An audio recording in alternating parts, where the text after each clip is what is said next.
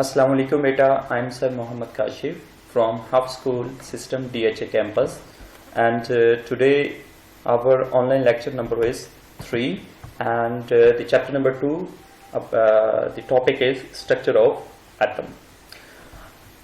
अब बेटा इस लेक्चर से पहले आप अपने माइंड से ये चीज़ें निकाल दें कि आप एटम के बारे में कुछ जानते हैं। आप इस वक्त ये सोचें कि आप एटम के बारे में बिल्कुल भी नहीं जानते और आज हम इसी पे स्टडी करने लगे हैं। एज ए हिस्ट्री के तौर पर बेटा बताता चलूं कि एक साइंटिस्ट थे जिनका नेम डेमोक्राइटिस था। ये वो फर्स्ट साइंटिस्ट थे जिन्होंने सजेस्ट किया कि जो एटम है, जो भी दुनिया का मैटर है, is composed of tiny particle. Tiny indivisible particle mean के छोटे, इंडिविजिबल मीन आम आंख से ना नजर आने वाले पार्टिकल। इन टाइनी इंडिविजिबल पार्टिकल को उसने एटम का नाम दिया। अब फॉर एग्जाम्पल बेटा यहां पे हमारे पास एक पीस ऑफ पेपर है, इसको कट करते हैं तो मजीद इसको बेटा कट करते जाते हैं। तो लेट्स सी, अब बेटा एक वक्त ऐसा आ जाएगा कि हम ये इतना छोटा हो जाएगा कि हम इसको मजीद कट नहीं कर सकेंगे। तो इट मीन ये वो टाइनी इंडिविजिबल पार्टिकल। ये बेटा था डेमोक्राइटिस का कॉन्सेप्ट अबाउट एटम। और अब यहां पे एक आपको बताता चलूं बेटा कि ये जो वर्ड है एटम, ये एक लैटिन वर्ड एटमॉस से लिया गया है और इस एटमॉस के जो मीनिंग है वो इनडिविजिबल है, कि मीन के इसको मजीद डिवाइड नहीं किया जा सकता। अब बेटा स्टार्टिंग में ये हमें डेमोक्राइटस ने बताया। टाइम कुछ पास हुआ तो उसके बाद जॉन डाल्टन एक साइंटिस्ट थे, उन्होंने बताया कि atom is made of very small indivisible particle. उसने उनको एटम का नाम दिया। जॉन डाल्टन भी डेमोक्राइटस के साथ एग्री था कि atom is very small indivisible particle. इसके बाद बेटा कुछ साइंटिस्ट बाद में आए, उन्होंने मजीद डेमोक्राइटस और जॉन डाल्टन की जो ऑब्जर्वेशन थी उनके ऊपर मजीद काम किया और उनमें साइंटिस्ट में Goldstein, J Thomson, Rutherford, Bohr, इन साइंटिस्ट ने यह कहा कि atom is made of subatomic particle, के एटम में मजीद छोटे पार्टिकल होते हैं। अब बेटा देखा जाए कि डेमोक्राइटिस ने और जॉन डाल्टन ने तो यह कहा था कि एटम में मजीद इंडिविजिबल पार्टिकल नहीं होते, मीन एटम खुद एक बहुत स्मॉल पार्टिकल है, इंडिविजिबल पार्टिकल। अब इन्होंने कह दिया कि एटम को मजीद डिवाइड किया जा सकता है और उसमें मजीद जो डिवाइड करने से जो छोटे मजीद पार्टिकल हैं वो कौन कौन से हैं? इलेक्ट्रॉन, प्रोटॉन और न्यूट्रॉन। तो बेटे इसी तरह जो गोल्डस्टीन थे उन्होंने डिस्कवर्ड पॉजिटिव चार्ज पार्टिकल किया जिसका नाम हमने प्रोटॉन रखा। J Thomson found in atom the negative charge particle known as electron। अभी जे थॉमसन ने अपनी प्रेडिक्शन दी कि एक एटम में कुछ नेगेटिव चार्ज पार्टिकल भी होते हैं और उसको उसने इलेक्ट्रॉन का नाम दिया। जे थॉमसन ने प्लम पुडिंग थ्योरी भी पेश की। प्लम पुडिंग थ्योरी क्या होती है कि he postulated that atoms were solid structure।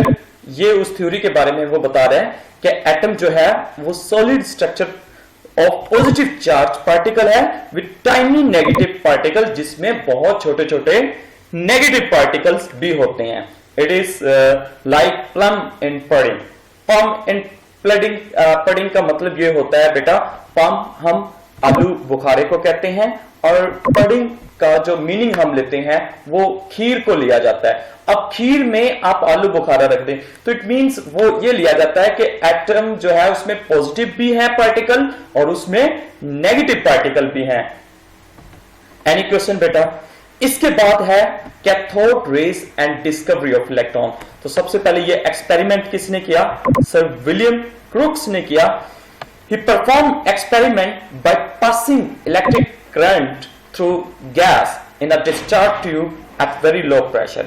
इसका मतलब ये हुआ कि उसने पहले एक डिस्चार्ज ट्यूब ली और उस डिस्चार्ज ट्यूब में गैस फिल की, फिर उस डिस्चार्ज ट्यूब में उसने करंट को पास किया।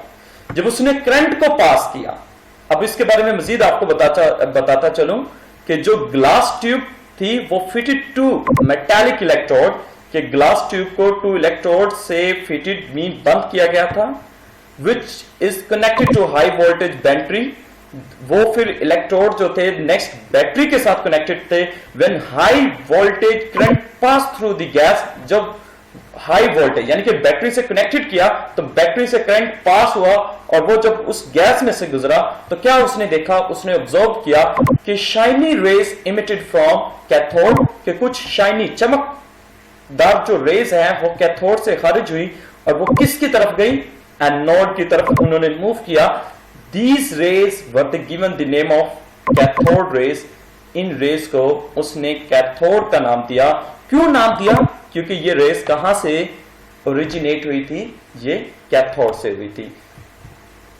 अब बेटा यहां पे देखें तो ये वो एक आपकी डिस्चार्ज ट्यूब है और इसमें इस तरफ एक इलेक्ट्रोड लगा हुआ है एनोड और इस तरफ एक इलेक्ट्रोड लगा हुआ है जिसका नाम है कैथोड। और इसमें वैक्यूम पंप इस्तेमाल किया गया ताकि गैस का जो प्रेशर है ट्यूब के अंदर वो अपनी मर्जी का रख सकें। इसके बाद क्या काम किया गया कि इन इलेक्ट्रोड को पॉजिटिव यानी कि नेगेटिव दोनों इलेक्ट्रोड को एक बैटरी के साथ कनेक्टेड किया गया। जब बैटरी के साथ कनेक्टेड किया गया तो आप यहाँ पे देखें कि जैसे ही हमने करंट पास किया तो क्या हुआ कि यहाँ से इसका पहले प्रेशर आपको बताता चलूँ 0.0001 mmHg। तो ये उसका प्रेशर रखा गया और ये बैटरी का पोटेंशियल डिफरेंस था कि 10 के वोल्ट टू 20 के वोल्ट हो सकता है, किलो वोल्ट। और इसके साथ साथ बेटा आगे मज़ीद आपको बताता चलूँ कि ये देखें जैसे करंट पास हुआ तो यहाँ से ये रेस खारिज हुई और ये रेस किसकी तरफ जा रही हैं? एनोड की तरफ जा रही हैं। और ये रेस कहाँ से खारिज हो रही हैं? कैथोड की तरफ से खारिज हो रही हैं। अब इसके नेक्स्ट कुछ हम डिटेल में डिस्कस करेंगे इसकी प्रॉपर्टीज।